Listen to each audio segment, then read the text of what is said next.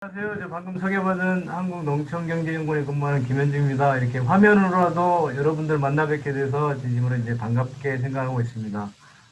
제가 오늘 말씀드릴 주제는 한돈산업의 사회적 책임인데요. 저희 연구원에서 2018년, 19년 2년간에 걸쳐서 축산업의 사회적 책임 이행 실태와 정책 과제란 연구를 수행했습니다. 그 내용의 일부를 발췌해서 오늘 말씀드리겠습니다.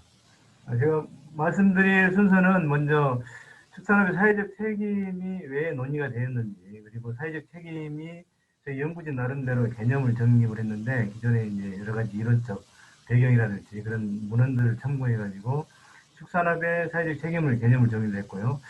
거기에 대해서 우리 소비자나 생산자들은 어떻게 인식을 하고 있는지, 소비자 생산자 조사를 통해서 분석을 통해서 결과를 제시하고, 그다음에 몇 가지 지표들이 있습니다. 저희가 분류한 사회적 책임들이 한 4가지 정도 있는데, 그 지표들을 바탕으로 해가지고 사회적 책임을 얼마나 이행을 하고 있는지 실태에 대해서 점검을 했었고요. 그리고 마지막으로 한돈산업과 그러면 사회적 책임 어떤 관련이 있는지 거기에 대해서 말씀드리도록 하겠습니다. 먼저 사회적 책임 논의 배경에 대해서 말씀드리겠습니다.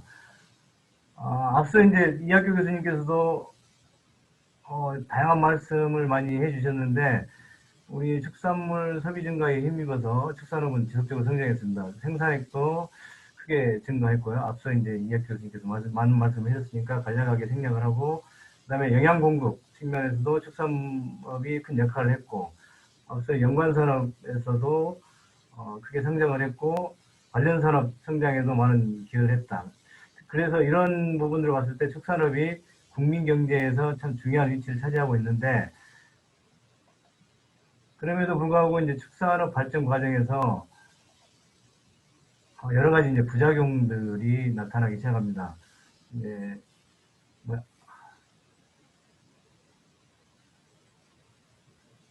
보시면 이제 축산 악취 관련된 문제들이 가장 최근에 이제 가장 이슈가 되고 있는 것 같고, 환경 오염 사례들이 많이 언론에 많이 보도되고 있고, 특히 우리나라 같은 경우에는 토양의 양분 과잉이 지금 심각한 수준으로 OECD나 그런 데서 보면은 밝히고 있습니다. OECD 국가 중에서 질소 수준은 가장 높고 인수지는 일본 다음으로 높은 수준입니다. 그래서 2021년부터 토양의 양분 관리제를 지역 단위에서 이제 시행을 하게 됐는데요. 토양 과잉 문제도 우리 축산업 발전 과정에서 약간 부작용으로 볼 수 있고, 2000년부터 구제역, 그다음에 고병원성 조류 인플루엔자, 그리고 2019년도에는 또 아프리카 돼지 열병까지 발생을 했습니다. 이런 문제들도 부작용으로 제기가 되고, 축산물 안전성 관련 문제로 대표적인 사례가 2017년도에 계란에서 살충제 성분이 검출된 사태가 있었습니다.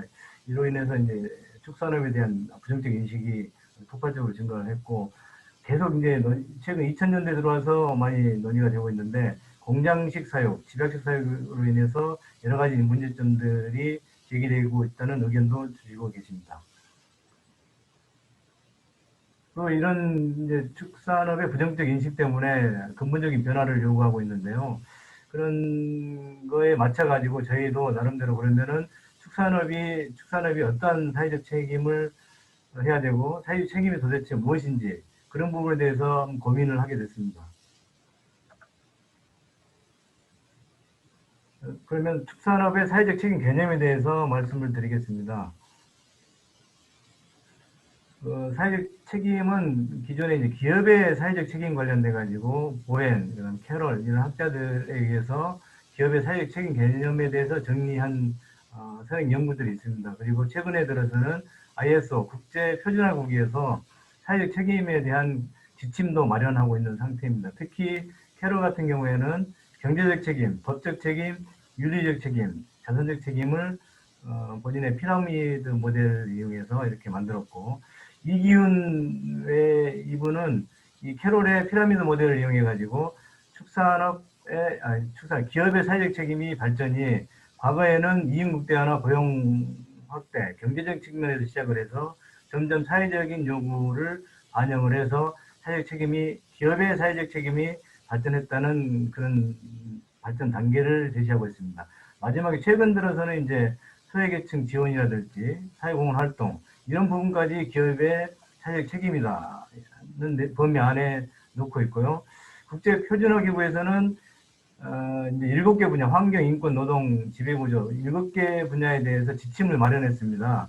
그리고 여기에서 좀 특징적인 게 그전에는 기업에 초점을 맞췄지만 이 국제표준화기구에서는 기업뿐만이 아니고 정부, 일반 조직까지도 사회적 책임 범위에 넣어야 된다. 그런 주장을 하고 있습니다. 그러면 앞서 이제 기업의 사회적 책임 연구 볼 때 이제 요구되는 게 사회적으로 어떤 요구를 기업이 반영할 것인가. 거기에 이제 자꾸 기업의 책임 범위가 좀 늘어나고 그러는데 그러면은 축산업에 대해서 어떤 사회적 요구가 있었는지 이건 이제 시대별로 제가 좀 구분을 해가지고 정리를 해놨는데 60년대까지는 도축이 무분별하게 이루어져가지고 그때만 해도 이제 기계화가 진행이 안 되고 있기 때문에 추구를 영농에 많이 활용했는데 추구가 많이 부족했습니다. 추구를 좀 많이 확보해야 되는 시기였었고 경제 성장이나 축산업 진흥 이 단계에는 경제가 성장하면서 소득 수준이 높아지고 육류에 대한 수요가 증가를 하게 됩니다. 그래서 이제 육류 공급을 좀 어떻게 할 것인가 그런 요구가 있었고 이때 이제 그러면서 수요와 공급이 좀 불일치가 발생하니까 축산물 수급 불균형 문제도 발생하게 됩니다. 그리고 축산 정책 전환기에서는 1980년부터 90년대까지인데요. 이때는 경제 성장이 이제 과속화되면서 육류 수요가 급증하게 됩니다. 그러면서 수급 불균형 문제도 이게 크게 부각이 됐고, 이 완화에 대한 요구가 있었고, 그다음에 공급 과잉 문제도 이제 발생하게 됩니다. 이래서 이제 속감 안정 이야기도 나오고, 여기에 따라서 정부도 이제 시대별로 이제 대응을 해오고 있습니다. 그리고 개방기에서는 6월 협상 타결 이후에 축산물의 경쟁력 제고, 축산업의 경쟁력 제고 부분이 요구가 됐었고, 이때부터 이제 가축 분야 환경 문제라든지 고령 우유 같은 이제 축산물 안전성 확보 문제 이런 문제들이 대두되기 시작합니다.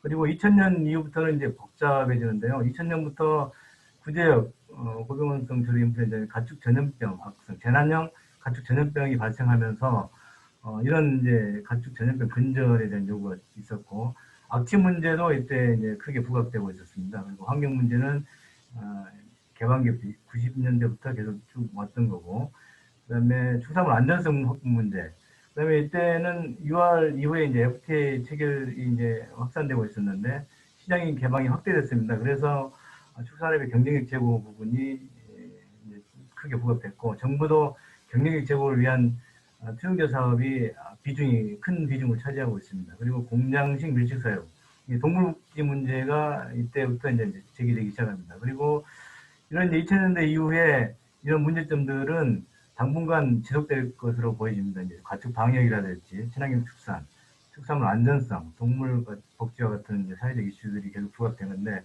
당분간 지속될 것으로 보이고요. 그래서 이제 지금까지 좀 내용을 정리를 해보면 기업의 사회적 책임은 사회 요구 및 기대를 충족시키는 활동이 자꾸 반영이 되면서 기업의 사회적 책임에 대한 내용이 이제 정리가 되기 시작하고 그러면 축산업의 사회적 책임이 무엇인지를 저희가 이제 정리하기 위해서 개념을 정립하기 위해서 우리도 좀 사회적인 요구가 무엇인지 앞서 이제 살펴봤는데 그걸 정리를 해서 저희는 안전한 축산물을 국민이 받아들일 수 있는 방식으로 생산 공급하는 것을 우리 사회가 축산업에 요구하는 것이다. 그렇게 보고 그러면은 국민이 받아들일 수 있는 방식은 어떤 방식이냐? 축산물 생산 과정이 합법적이어야 되고 생산 과정에서 악취나 환경오염 이와 같은 외부 불경제가 발생하면 안 되고 최근에 부각되고 있는 동물복지와 같은 윤리적 행위까지 실천을 해야 된다. 그런 것들을 우리 국민이 받아들일 수 있는 방식으로 그렇게 생각을 하고 있습니다. 그러면 우리가 이런 내용들을 종합해가지고 축산업의 사회적 책임을 저희 나름대로 이제 정리를 했는데 네 가지 영역으로 나눴습니다. 시민적 책임, 경제적 책임, 생태 환경적 책임, 윤리적 책임. 시민적 책임은 이제 우리 법이 있고 우리나라 사회에 기본 질서가 있는데 이를 준수하고 축산물 생산 과정에서 안전하게 생산을 하고 특히 최근에 이제 부각되고 있는 사회 공헌 활동이라든지 사회 봉사 활동 이런 부분들을 통해 가지고 공동체에 대한 관심과 배려를 실천하는 것. 이건 이제 시민적 책임으로 제가 주요 내용으로 정리를 했고, 주요 속성으로는 이제 준법의식, 축산업 종선대 준법의식, 그다음에 축산물 안전성 확보, 그다음에 지역 내 주민들 간의 갈등 및 분쟁 해결을 역할을 내지는 이제 주요 속성으로 보고 있습니다. 그리고 경제적 책임에서는 가축 전염병을 좀 방지하고 주어진 자원을 효율적으로 활용해서 양질의 동물성 단백질을 안정적으로 공급하는 것. 이게 이제 주요 내용으로 담고, 속성으로는 단백질 공급원, 국가경제, 지역경제 발전에 기여하는 것, 가축 전염병 근절, 사료공물의 해외 의존도 저감. 이 부분은 이제 주요 역할 내지는 이제 속성으로 보고 있습니다. 생태 환경적 책임은 환경을 생각해서 이제 친환경적으로 사용하고, 그다음에 이제 축산 농장 또는 가축 분열로 인해서 환경 오염이나 악취, 냄새를 방지하기 위해서 노력하는 것. 이게 이제 생태 환경적 책임으로 제가 분류를 했었고요. 여기 보면 이제 악취와 관련된 환경 오염과 관련된 문제를 해결해야 되는 게 주 속성이고, 유기질 비료 공급하는 거, 그다음에 농업 농촌의 목가적 풍경 구성 요소를 유지하는 거, 그다음에 다양한 여가 활동 기회를 제공하는 거. 그리고 윤리적 책임은 공장식 축산으로 인해서 열악한 이제 사육 환경을 개선하고 동물복지 축산을 실천하는 것으로 제가 주요 내용을 정리를 했습니다. 그래서 이런 사회적 책임과 관련돼 가지고 저희가 정리하고 개념을 정립했는데, 그럼 소비자 생산자들은 저희가 정리한 사회적 책임에 대해서 얼마 정도 이제 동의하는지를 저희가 물어봤었는데, 전반적으로 동의하는 편이었습니다. 대체로 동의한 비율이 한 80에서 90% 정도 되는데, 생산자들이 오히려 더 저희가 정의한 사회적 책임에 대해서 동의하는 비율이 높았고, 생산자나 소비자들 보면은 이제 동의 비율이 생태 환경적 책임은 소비자가 가장 동의 비율이 높았고, 생산자 같은 경우에는 시민적 책임, 준법 의식이라든지 축산 안전성 관련된 거, 그런 부분들에 대해서 동의하는 비율이 높게 나타났습니다. 그러면 우리 소비자와 생산자를 대상으로 저희가 이제 사회적 책임에 대해서 앞서 주요 속성 내지 역할에 대해서 저희가 이제 정리를 했는데, 거기에 대해서 어떻게 인식하고 있는지 저희가 조사를 했습니다. 그 전에 앞서서 이제 축산업의 사회적 책임이라는 용어는, 사실 축산업에 대한 사회적 책임이라는 용어는 사실 많이 안 들어봤을 겁니다. 근데 생산자 같은 경우에는 65%가 알고 있었지만 소비자들은 22%만 좀 약간 생소하게 느끼고 있는 것 같고, 축산업의 사회적 책임 이행이 얼마만큼 중요하냐. 앞서 이제 말씀드린 사회적 책임에 대해서 생산자들은 93.5%가 이행 매우 중요하다고 응답을 하셨고, 소비자들은 86%가 중요하다고 응답을 했습니다. 그리고 저희가 여러 가지 이제 분석을 하는데, 중요도 만족도 분석을 합니다. 앞서 이제 사회적 책임에 대해서 여러 속성들이 있는데, 이 속성들에 대해서 소비자나 생산자들을 대상으로 해서 얼마만큼 중요하게 생각하는지, 그리고 이 속성들에서 얼마만큼 만족도가 얼마 정도 되는지, 이걸 이제 평가하게 한 다음에 이게 4분면으로 표시합니다. 이렇게 4분면을 표시해가지고 우선적으로 개선해야 될 과제를 도출하게 되는데요. 1, 4분면에는 중요도도 높고 만족도도 높은 거, 이런 부분들은, 이런 속성들은 이제 계속 지속적으로 유지해 나가야 되는 부분이 있고, 그다음에 중요도는 높지만 만족도는 낮은 거, 2, 4분면에 위치하는데, 집중적으로 이제 정책이라든지 노력이라든지 그런 게 필요한 부분에 2, 4분면에 들어가고, 상대적으로 중요도 낮고 만족도 낮은 거, 이것은 저순위. 그다음에 중요도는 낮지만 만족도 높은 속성들은 이게 이제 과잉 투자됐다는 의미로 정책이나 투자 조절 노력이 필요하다는 그런 영역이 들어가는데, 저희가 소비자 조사를 통해서 분석한 결과를 보면 앞서 이제 13가지 정도의 주요 속성들이 있는데, 경제적 책임에서는 단백질 공급, 농가소득 증가 및 지역 경제 발전, 그다음에 국가 경제 발전 기여, 경제적 책임 부분에 대해서는 이게 지속적으로 중요도하고 만족도도 높고 때문에 지속적으로 유지해야 되는 그런 속성들이라고 응답을 했고, 그다음에 좀 집중적으로 노력해야 될 부분이 환경오염 문제, 악취를 포함해서, 그리고 가축 전염병 문제, 축산물 안전성 확보 문제, 특히 이제 환경오염 문제는 중요도는 매우 높지만은 만족도가 좀 매우 낮은 그런 속성들에 속합니다. 이런 부분들은 좀 집중적인 노력을 해가지고 이렇게 유지 쪽으로 옮기는 그런 노력들이 필요해 보이고, 소비자들은 동물복지 문제나 유기비료 공급 확대 이런 부분들에 대해서는 좀 집중적인 노력이 필요하다. 그렇게 보고 있는 것 같고요. 그다음에 상대적으로 좀 저순위에 있는 거, 그다음에 목가적 풍경 요소라든지 축산업이 여가활동 기회를 제공해야 된다. 이런 부분에 대해서는 상대적으로 소비자들은 순위가 낮게 평가를 하고 있습니다.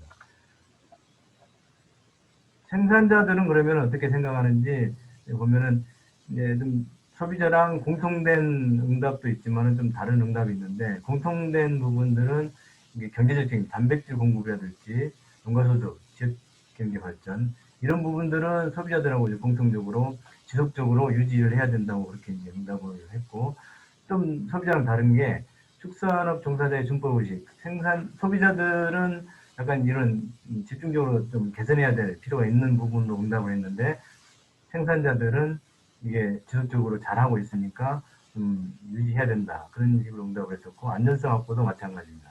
그리고 이상의 집중적인 것은 공통으로 환경오염 문제하고 가축 전염병 근절 문제는 소비자나 생산자나 다 집중적으로 좀 노력을 해야 된다. 그런 의견을 주셨고요. 그다음에 저순위 부분은 동물복지 문제라든지 목가적 풍경 요소, 여가활동기에는 소비자와 마찬가지로 저순위에 두는 그런 응답 결과를 볼 수 있습니다. 그러면은 이제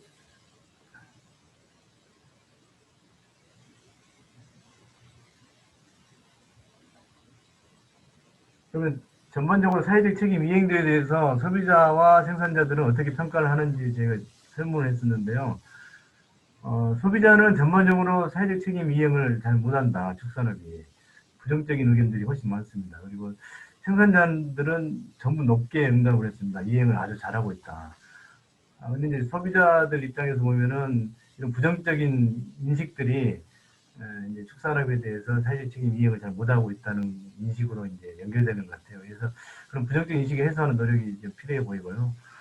특히나 생산자나 소비자나 공이 생태 환경적 책임, 악취나 환경 오염 문제 같은 부분에 대해서는 상대적으로 좀 높게 응답을 했고 경제적 책임 부분에 있어서는 상대적으로 이행을 잘한다고 그렇게 두 주체 모두 그렇게 응답을 했습니다. 그러면 몇 가지 이제 지표들을 바탕으로 해가지고 제가 사회적 책임 이행 실태들을 좀 짚어봤는데요. 시민적 책임에서 핵심적인 게 안전하게 축산물을 생산하는 것, 사회공헌이나 봉사활동들을 통해서 공동체 배려와 관심을 실천하는 것, 이런 부분들인데 제가 찾아올 수 있는 자료를 보니까 대표적인 축산물 안전관리 제도가 헬스업 인증입니다. 헬스업 인증을 보면은 전체 한 7천 농가들이 받고 있는데 양돈 농가들은 한돈 농가들은 1,600농가가 받고 있습니다. 이게 이제 전체 한돈 사육 농가들 중에서 한 26%, 2010년도에 비해서는 많이 늘었습니다. 그리고 산란계가 보면은 전체 농가 중에서 84%가 받을 정도로 매우 높게 인증을 받고 있고요. 그 다음에 육계, 오리, 한돈 순서도 이제 높습니다. 이 부분들은 좀 더 높여가야 되지 않을까 하는 생각이 들고요. 사회공헌 활동을 보시면 한돈협회나 한돈자조금에서도 취약계층이라든지 이런 이제 여러 가지 후원 활동을 하고 있습니다. 그리고 범축산업계가 참여하는 나는 축산 운동본부 여기서도 기부활동이라든지 이런 행사들 사회봉사 활동들 많이 하고 있고요. 생산자 단체들이나 관련 특성화된 기업들에서도 사회공헌 활동들을 많이 하고 있습니다.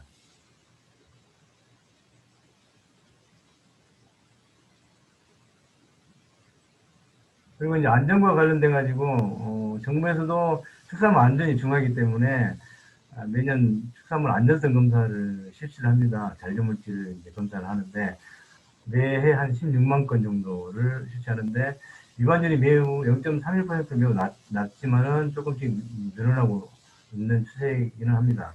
그리고 가장 또 이제 사례를 보시면은 2017년 8월 달에 생긴 살충제 성분 계량 검출 이 부분이 이제 우리 소비자나 국민들한테 부정적 인식을 각인시키는 그런 아주 안 좋은 사례라고 볼 수 있겠습니다. 그리고 경제적 책임 관련돼서는 중요한 게 이제 가축 질병을 방지하고 양질의 동물성 단백질을 공급하는 게 이제 핵심적인 요소인데 앞서도 말씀드렸지만은 구제역도 11차례 발생하고 고병원성 조류 인플루엔자도 8차례 발생을 했습니다. 그래서 재정 소액만 4조 원이 넘습니다. 근데 좀 다행스러운 것은 구제역은 2019년 1월 이후부터는 발생하지 않고 있고 고병원성 조류인플루엔자도 아직 발생하지 않고 있습니다. 2019년도에 이제 ASF가 발생했는데 다행스럽게도 10월까지 해서 14건 발생으로 지금까지 미발생하고 있다는 거. 이게 좀 다행스러운 부분이라고 볼 수 있겠습니다. 그리고 이제 우리 국민들한테 축산물이 그러면은 이제 얼마만큼 단백질 공급원으로 작용하는지 제가 이제 그래프를 보시면 아시겠지만은 축산물이 총 단백질을 차지하는 비중이 꽤 높습니다. 그 단백질에서 보면은 80년도에 13%였던 게 2017년 36.8%를 미진들한테 이제 공급을 하고 있고 에너지 비중으로 봤을 때는 5.6%, 그다음에 17년도에는 15% 가까이 크게 이제 증가를 했습니다. 단백질 공급원으로서 축산업이 참 중요한 역할을 하고 있다는 것을 이 그래프를 보시면 확인하실 수 있고요. 앞서 이제 이학규 교수님께서 말씀하셨지만 생산액이라든지 생산 유발액, 그다음에 연관산업, 고용 창출 효과 이런 부분들은 국민 경제에 많이 기여하는 부분이라고 볼 수 있겠습니다. 이제 생태 환경적 책임 관련돼 가지고는 친환경 축산이라든지 가축 분열에 의한 환경 오염과 악취 방지하는 것을 핵심 내용을 담고 있는데 환경부에서 이제 가축분해 배출시설 특별 점검을 매년 상반기 하반기 나눠 실시하고 있는데 10% 내외의 이제 가축분해 배출시설이 위반을 하고 있습니다. 방류수 수준, 방류수 기준을 초과한다든지 부적정 운영한다든지 이런 부분들이 좀 개선이 필요할 것 같고요. 그다음에 악취 민원도 축산 악취가 차지하는 비중이 전체 악취 민원에서 20%에서 27%까지 늘어나고 있습니다. 그리고 농림부에서도 이게 이제 축산 악취 민원이 많은 1,070건 농가들을 관리 농가로 지정을 해가지고 하고 있는데 안타까운 게 돼지 농가가 가장 많습니다. 거의 90% 이상이 돼지 농가인데 이 농가를 이제 5월달부터 7월달까지 조사를 했는데 507건이 미흡 사례가 확인이 됐습니다. 그 중에서 이제 311건 정도가 저희가 정리한 생태 환경적 책임과 관련해서 악취 관리 미흡이라든지 그 청소 미흡, 축산의 적정 사육 기준 준수 위반, 그다음에 폐사체 관리 미흡, 축산 관련 법 위반 이런 부분들이 이제 좀 위반 건수로 나타났고, 그다음에 무허가 축사도 이제 2019년 8월 기준으로 제가 이제 정리가 되어 있는 게 있는데 미진행되고 있는 부분이 한 11% 정도가 미진행되어 있는데 지금쯤이면 어느 정도 많이 개선되거나 그랬을 것으로 이제 추측이 됩니다. 그리고 친환경 축산을 이제 좀 하고 책임 이행을 좀 하고 있다는 그런 농가들을 보면은 유기축산이 가장 생태환경 책임 이행을 잘하고 있다고 볼 수 있는데 이게 100여 농가밖에 안 됩니다. 근데 이제 무항생제 축산도 친환경 축산물로 들어가 있었는데 이 농가들은 6천 농가 정도 되는데 이게 2020년 3월에 축산법으로 이관됐습니다. 기존에는 친환경 농업 육성법이 있었는데 이게 이관되면서 친환경 안전 축산 직불제 논의 그런 부분들까지 이제 연결되게 됐는데 이런 부분들에 대해서는 좀 논의가 앞으로도 이루어질 것 같습니다. 윤리적 책임 관련돼서는 동물복지 축산을 실천하는 것인데 그래서 제가 이제 농림축산 검역본부에 보면 동물복지 축산 인증 농장 현황이 있습니다. 그걸 보면은 전체 한 293농가가 동물복지 축산 인증을 받았고 그중에 양돈 농가는 20여 농가, 전체 사육 농가 기준에서는 0.3%에 이제 불과한 것으로 그렇게 나타났습니다. 아주 동물복지 축산 관련돼서는 좀 미진한 부분이 좀 있는 것 같고요. 그리고 적정 사육 축산법에 보면은 적정 사육 기준이 있는데 그 기준을 좀 준수하지 않는 측면도 있습니다. 그런 부분들은 좀 개선이 좀 필요할 것 같고요. 그리고 마지막으로 저희가 이제 한돈산업과 사회적 책임에 대해서 간략하게 좀 정리를 했는데 들어가기에 앞서 지금 저희가 이제 사회적 책임을 개념을 정리하면서 가장 염두에 뒀던 게 우리가 이제 국민 생활에서 중요한 위치를 차지하고 있습니다. 국가 경제에서도 차지하고 중요한 위치에 차지하고 있는 축산업이 앞으로 지속 가능한 발전을 위해서는 어떤 사회적 책임을 져야 되는지, 어떤 역할을 해야 되는지 그런 의미에서 이제 저희가 축산업의 사회적 책임에 대해서 이제 고찰을 했는데 그럼 지속 가능한 축산업이 어떤 개념이냐면은 환경적으로 건전하고 경제적으로 존속 가능하고 사회적으로 수용 가능한 농업 기존 이제 선행 연구들의 정의한 지속 가능한 농업의 개념을 보면 이런 개념을 담고 있습니다. 근데 그동안에는 경제성에 좀 초점을 맞춘 측면이 있습니다. 그래서 경제성을 좀 보다는 환경성이라든지 사회성이라든지 이런 부분들을 좀 높여 나가야 되지 않을까 하는 생각이 들고, 그런 의미에서 지속가능 농업하고 축산업 사회적 책임하고 저희가 연결을 지어봤는데, 경제성은 이제 경제적 책임하고, 환경성은 환경적 책임하고, 사회성은 시민적 책임이라든지 윤리적 책임, 이런 부분들하고 이제 매칭을 시켜가지고 지속 가능한 축산업이 되기 위해서는 이제 축산업에 저희가 정리한 사회적 책임을 어느 정도 이행도를 높여야 된다, 그런 부분들을 주장하고 싶었던 겁니다. 앞에 이제 그 지금까지 말씀하신 내용의 이제 말씀드린 내용의 시사점을 보면은, 우리 축산업에 대한 역할, 사회적인 우리 사회가 요구하는 게 무엇인지 보면은 가축 전염병을 좀 근절시키고 악취나 환경 오염을 방지하고 가축 사회 환경을 개선하고 동물 복지를 고려하고 축산물의 안전성을 확보해야 된다. 이런 부분들은 앞으로도 이제 당분간 지속될 것으로 보이고, 그다음에 소비자들이 이제 축산업에 대해서 부정적으로 인식하고 있는데, 이런 부분들을 좀 어떻게 개선해야 될지 좀 고민이 필요한데, 특히 생태 환경적 책임에 대해서 악취나 그다음에 축산 가축 분뇨에 의한 환경 오염, 이런 문제들에 대해서는 부정적인 인식 해소하는데 좀 적극적인 노력이 필요하다, 그렇게 볼 수 있고요. 그리고 이제 세부 우리가 여러 가지 4가지 책임을 나눴는데 그 각각의 책임별로 세부 속성들이 있었는데, 그 중에서도 이제 가축 전염병 근절이라든지 악취, 환경오염 문제, 이런 부분들은 좀 해결이 급히 필요한 부분인 것으로 보이고, 그러면 지속가능한 축산업을 위해서는 앞으로는 그러면 환경성을 높여야 되는데 악취나 환경오염 문제를 해결해야 되고, 동물 복지와 축산물 안전성, 사회적 수용성을 좀 높일 필요가 있다, 이렇게 보입니다. 마지막으로 한돈산업과 관련돼서 저희가 좀 정리한 부분이 있는데요.